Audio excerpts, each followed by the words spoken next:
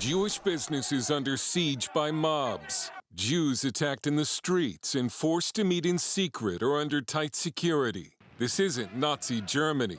It only reminds some people of Nazi Germany. It's Great Britain, once a safe haven for Jews, and not anymore. When it was announced a few weeks ago that the White House might offer asylum to British Jews, some thought it was a silly idea. The leader of Britain's campaign against anti-Semitism, Gideon Falter, does not. There was a time when that would have seemed very far-fetched, but we are now living in a time when British Jews are extremely worried about their future.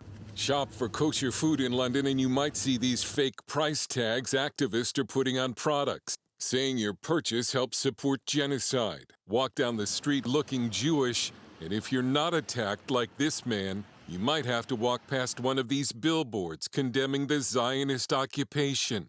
Or you might have a swastika painted on your house. On the way to go to shul, we turned around to discover that some cowards visited our home on Friday night and decorated it. The anti-Semitism here is horrifying. It reminds me of the early 1930s. Been getting nightmares about terrorist attacks. A trend that was already evident before October 7th has simply metastasized out of control.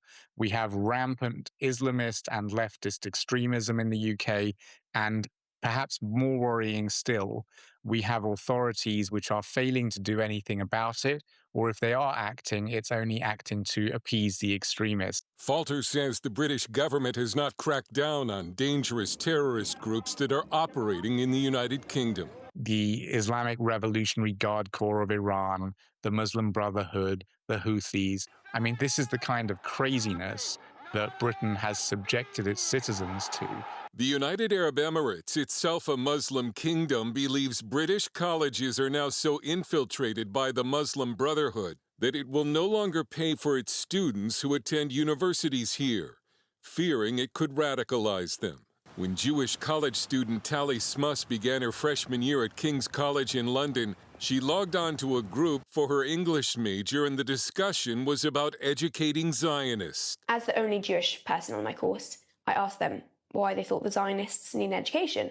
And they started like a whole tirade against me, like, is there a Zionist on this group chat? And then they decided to threaten me. They decided to say that if I dare to interrupt the lecture again, they should pick me up and band together and carry me out.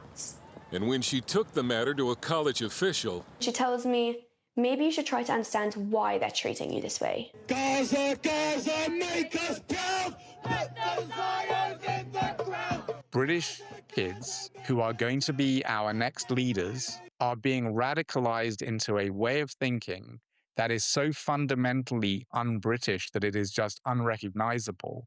And it is dangerous.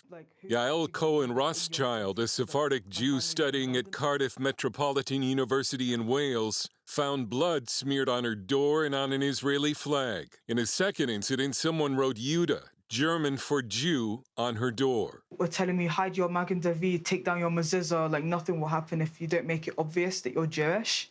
Like even now I'm coordinating with my university to have someone escort me on and off campus, because that's literally how unsafe I felt.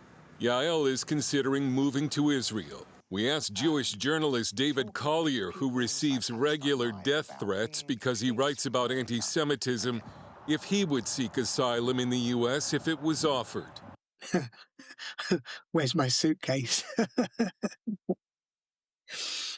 I'll be honest. I mean, I would imagine that if it was serious, I would imagine there will be a lot of takers. Very few British Jews now believe the situation here will improve.